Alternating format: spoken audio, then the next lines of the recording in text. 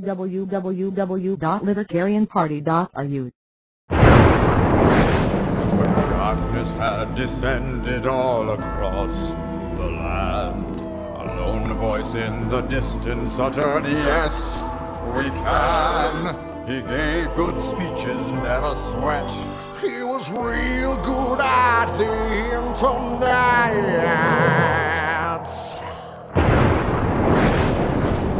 He's Barak Obama, he's come to save the day. He passed a major stimulus for the bourgeois. Then said he'd have the deficit. Ha-ha. Stop unemployment, money dives. Fix healthcare in his spare time. He's Barak Obama, he's come to save the day. He'll use his superpowers to win in Iraq. Then Kung Fu chop the Taliban. Ka-chow, ka-chow. Our image in the world he'll mend. Then make the Jews and Arabs friends. He's Barak Obama, he's come to save the day. Sir, we've got a situation. Pirates.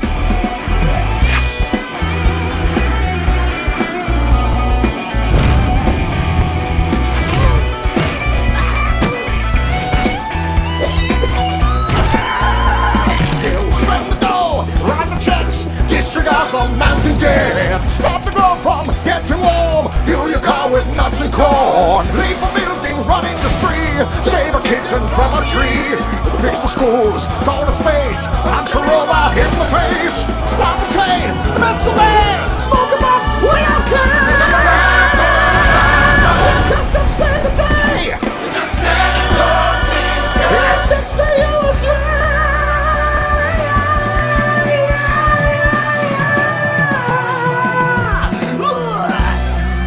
Does the government work for us or do we work for the government? The president is still pushing his jobs bill. Tonight, if it cost you more to get a job than you would earn from it, why take it?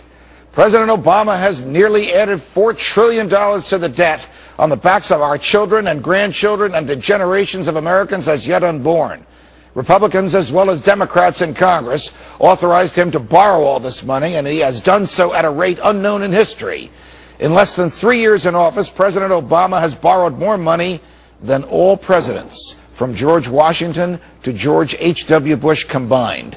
In one 3-day period last month, he borrowed $163 billion, a new record for 3 days.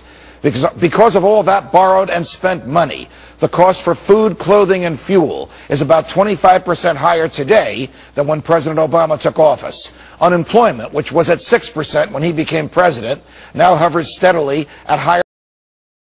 That's about 15 million American adults out of work and looking for jobs. And the president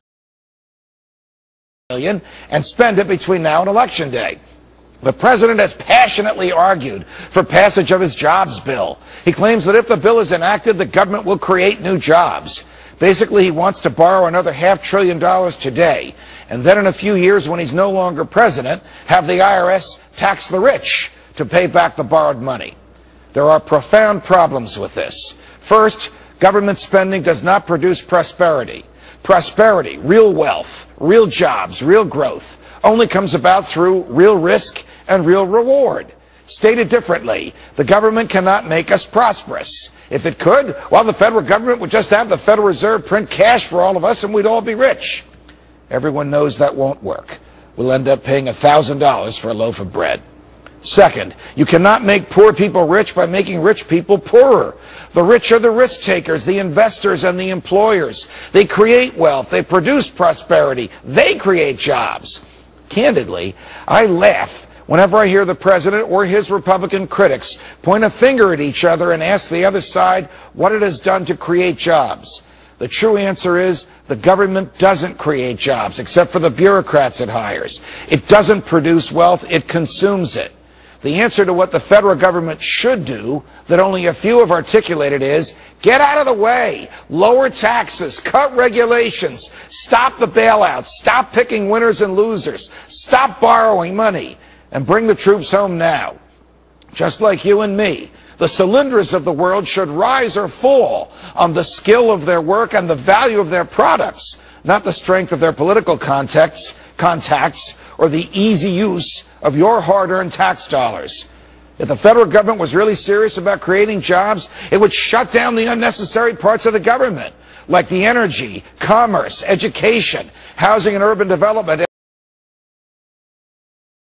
Unleash the private sector with the cash that would otherwise go to the feds, and that cash, when invested, would create jobs. As for the president's jobs bill, well, the Democratic-controlled Senate last week defeated it. It did so after the government's own research arm, the Congressional Budget Office, revealed that the cost to the government to produce a $100,000 a year government job would be about $200,000.